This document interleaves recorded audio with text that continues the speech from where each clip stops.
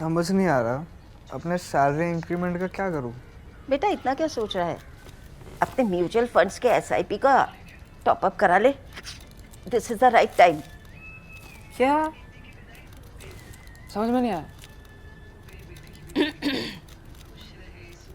बेटा इतना क्या सोच रहा है?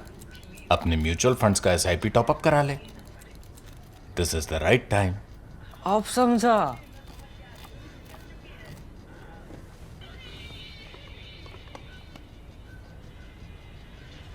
Mutual fund investments are subject to market risks. Read all scheme related documents carefully.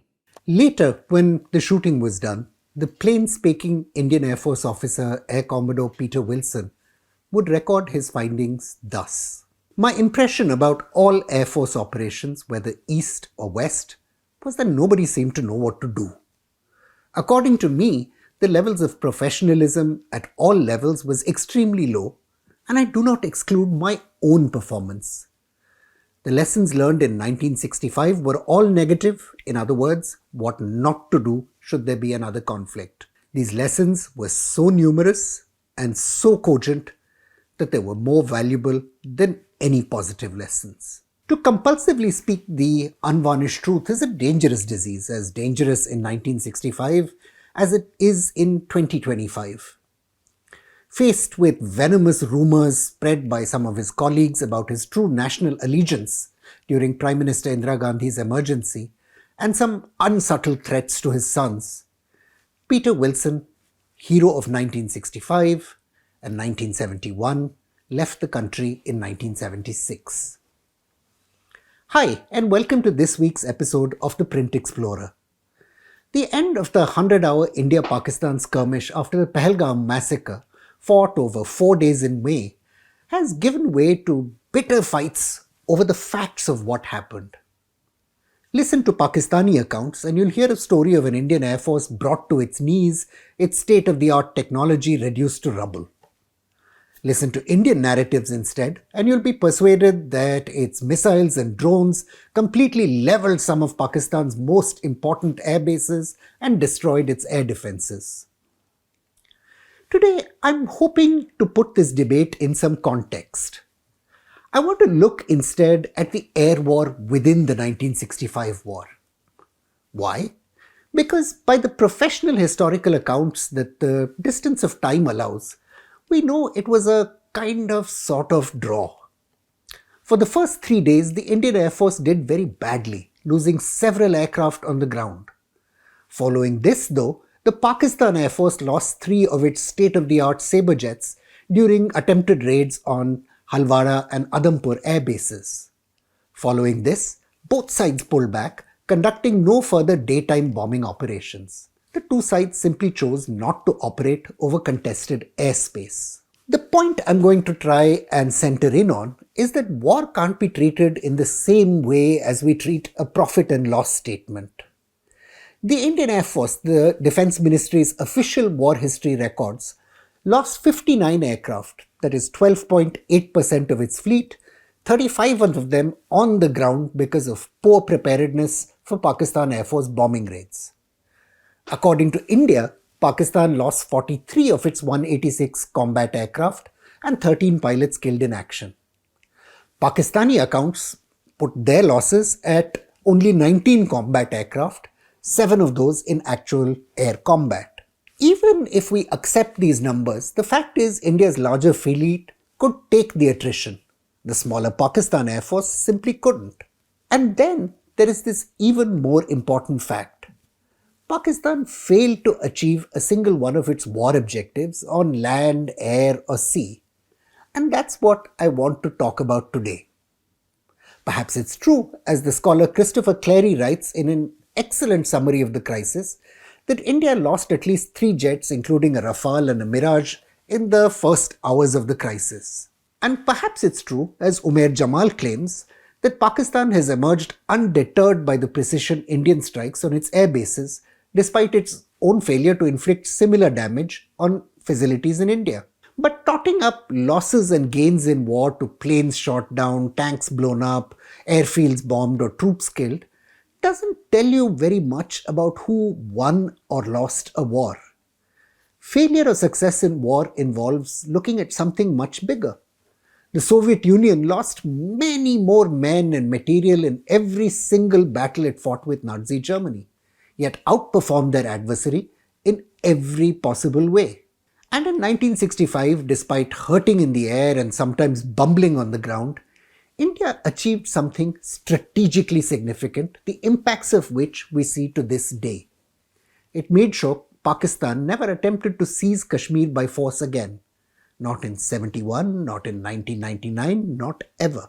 The first blow of the air war of 1965 actually landed some 3 hours before dawn on the 7th of September 1965 in the great rolling plains that surrounded the 3 Indian Air Force bases in Punjab at Adampur, Pathankot and Halwada. 3 groups of elite Pakistani paratroops jumped from C-130 transport jets. Each group had 64 men armed with automatic weapons, mortar and explosives. The paracommandos landed completely undetected and began to locate each other in the darkness, mimicking the barking of jackals and the low whistles of birds. Even before the PAF came to deliver the coup de grace with its bombers, the commandos had planned to sabotage the runways and the base infrastructure. Fantastic plan, but from the outset, the operation quite literally bogged down. The unit that landed in Pathankot ended up in a swamp and got surrounded by Indian troops rustled up from the airbase. The drop in Adampur landed right next to a village and were cornered by personnel from the Punjab Armed Police, backed up by 2 aging armoured cars which they borrowed from the National Cadet Corps in Ludhiana. The mule drivers at the Army's Animal Transport Company in Ludhiana proved enough to deal with the paratroopers at Halwada. Local villagers joined in the hunt for any paratroopers who remained hidden in the fields, beating and thumping the tall grasses they would have done for a partridge hunt. And thus the air war began by demonstrating the most ironclad rule of war. The best laid plans can and do routinely go wrong. Fighting had actually begun in the plains on 6 September after weeks of conflict in Kashmir, when the Indian Army pushed west from Wagah in a strike aimed at Lahore. Pakistan's then President Field Marshal Ayub Khan formally declared war. The Indian Air Force claims to have destroyed 9 tanks as well as artillery and a military train and the tracks at Rahwali. The Indian official war history, though, records that the Indian Army lamented the lack of air support and complained that the IAF didn't do enough to confront the PAF's offensive operations. The PAF's raids on 7 September, the next day, went much better than the paradrop. 8 F-86 jets, supported by 2 state-of-the-art F-104s providing fighter cover, bombed Pathankot, destroying 2 MiG-21s, 6 Mystairs, a Folan Nat, and a C-119 packet transport aircraft. The base was completely unprepared for the attack and had no combat air patrol defense. Flying from their bases in Sargodha, Moripur and Peshawar, similar PAF raids on Adampur and Halwara were less successful, as were a series of attacks on Jamnagar. The IAF now hit back, bombing the PAF bases at Sargodha, Chota Sargodha, Chandar, Rehwali, Gujarat, Bhagtawala and Pasroor. There were no aircraft found on the ground at any of these bases except Sargodha, although the Indian Air Force did succeed in hitting hangars and fuel dumps. Things went even worse for the IAF in the east. Peter Wilson's Canberra bomber, one of 2 dispatched over Chittagong, succeeded in hitting the runway, although unfortunately there were no aircraft to be seen or targeted. The second bomber undershot its target and ended up hitting a flight control building. The 24 squadrons Vampires and Uragons from 4 and 29 squadrons also carried out raids on East Pakistan, but could locate no enemy aircraft.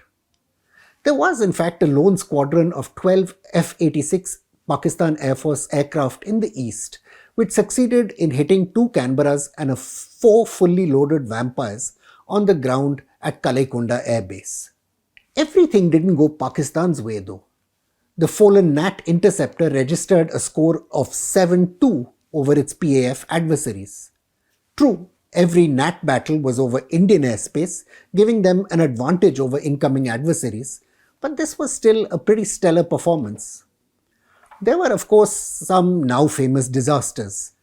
Later, Air Marshal Brijpal Singh Sikand, the hero of the 1971 war, even mistakenly landed his Nat on an abandoned airstrip in Pakistan's Punjab and ended up taking prisoner.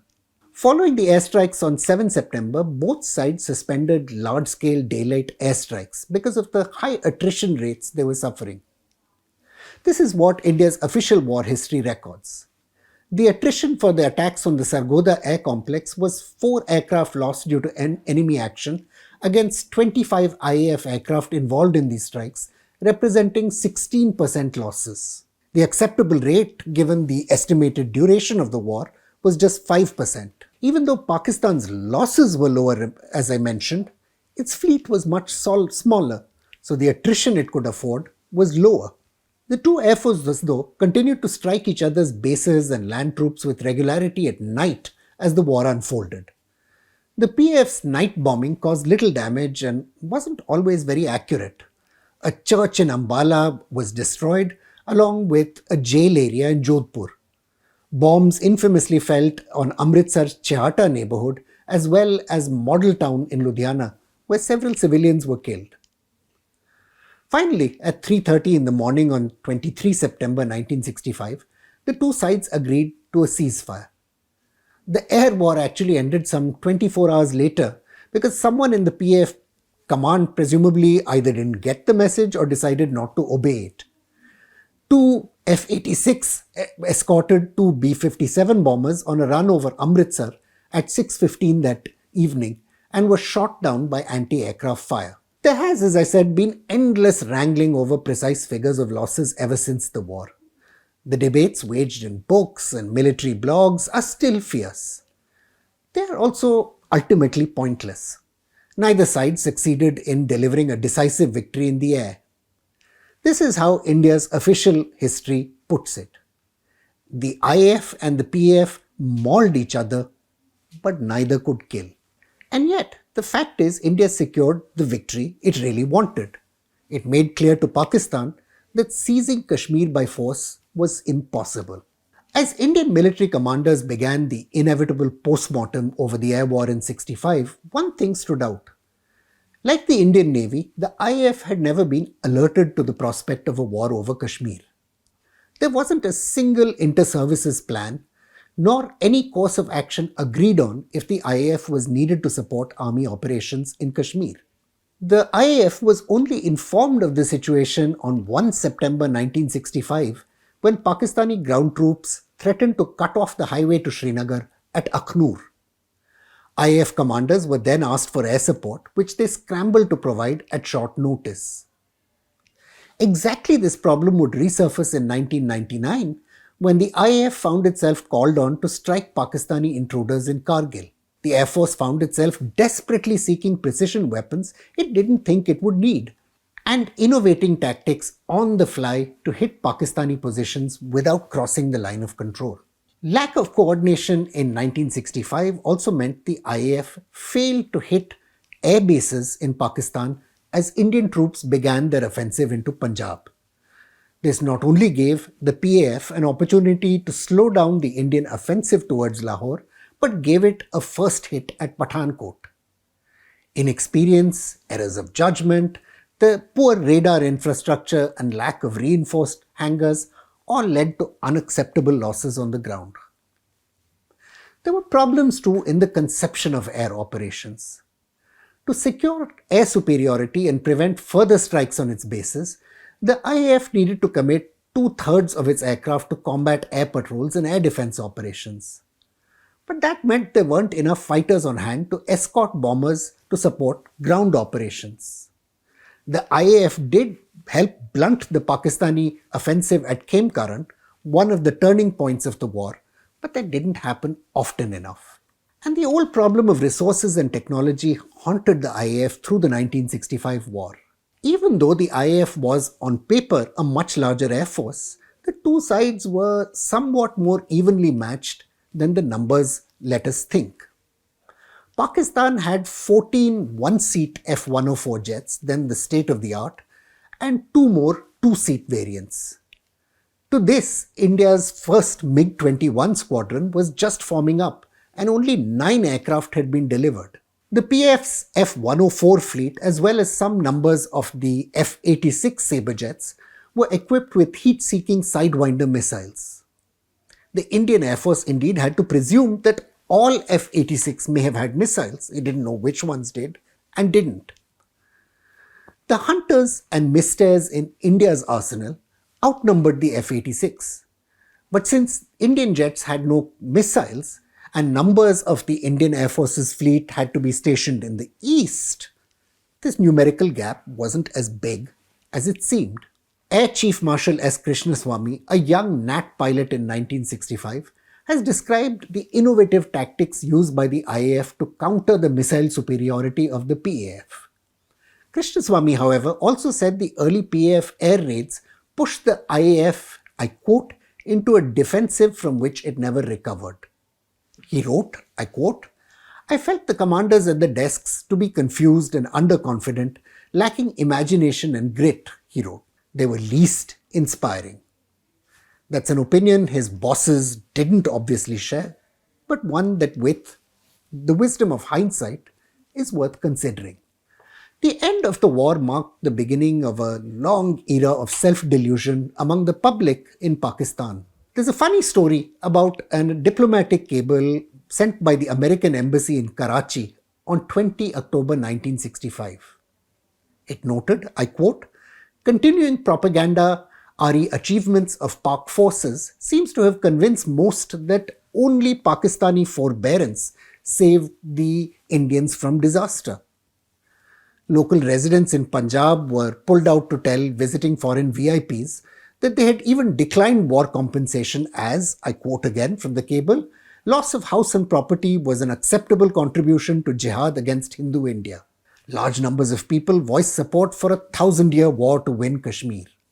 Oddball aftermath, the cable noted, is an unshakable conviction among all strata that Indians were armed by the USA to fight Pakistan, while many refused to believe Pakistan actually had modern American weapons.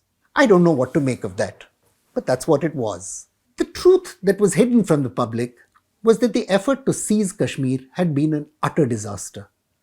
The force of 30,000 troops and irregulars unleashed into Kashmir on the 5th of August 1965 was expected to incite a local rebellion. Ironically enough, its presence was betrayed by one of the Kashmiris it was supposedly going to help.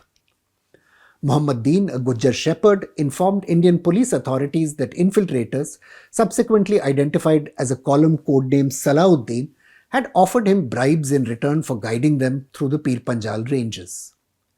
Muhammad Deen's information, as is well known, was passed on by the Jammu and Kashmir Criminal Investigation Department.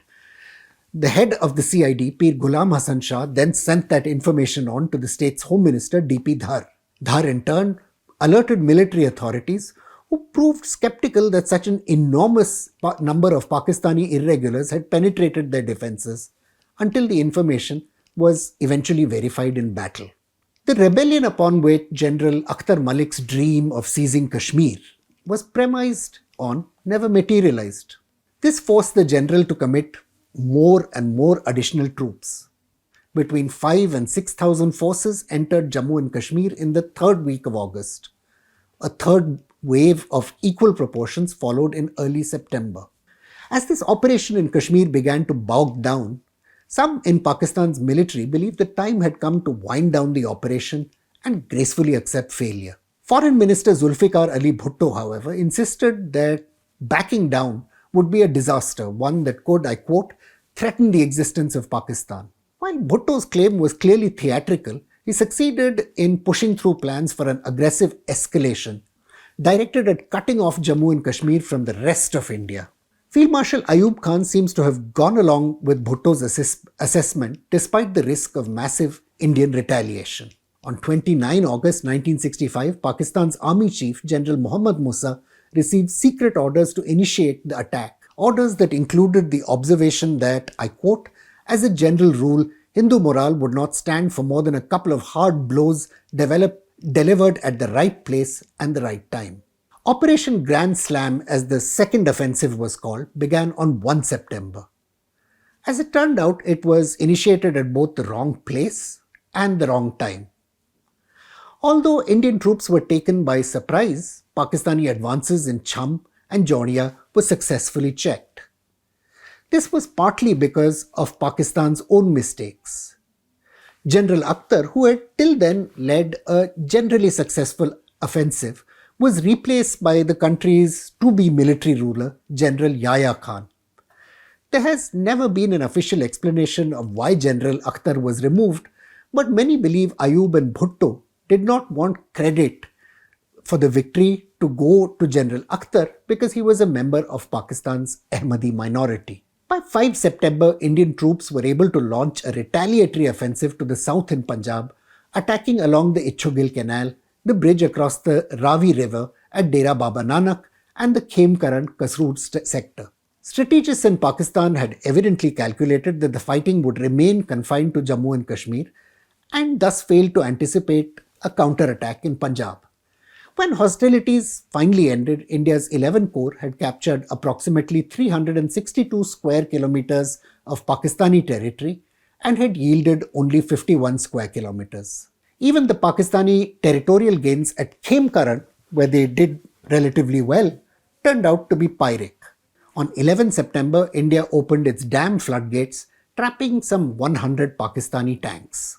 The successes of India's 11th Corps were mirrored by even more decisive victories further to the south.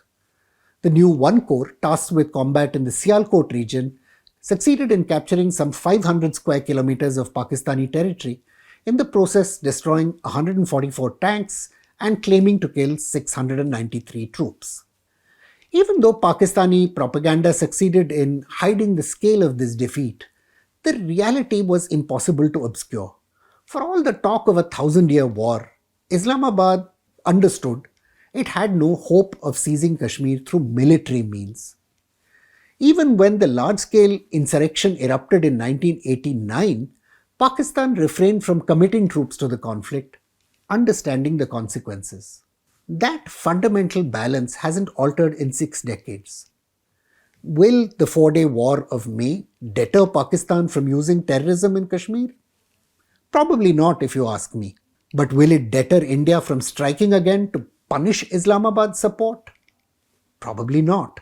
Last month, when Field Marshal Asim Munir, Pakistan's now army chief, proclaimed he was willing to fight any number of more wars to liberate Kashmir, he knew his words were hollow, even if his audience cheered. Terrorism might be an annoyance for India, but it doesn't pose a real threat to Kashmir's status as part of the Indian Union. Leaders in both capitals as well as their military commanders know all the crises we've seen haven't changed the fundamental strategic legacy of 1965. I'm Praveen Swami and I'm a contributing editor to ThePrint. Thank you for watching The Print Explorer.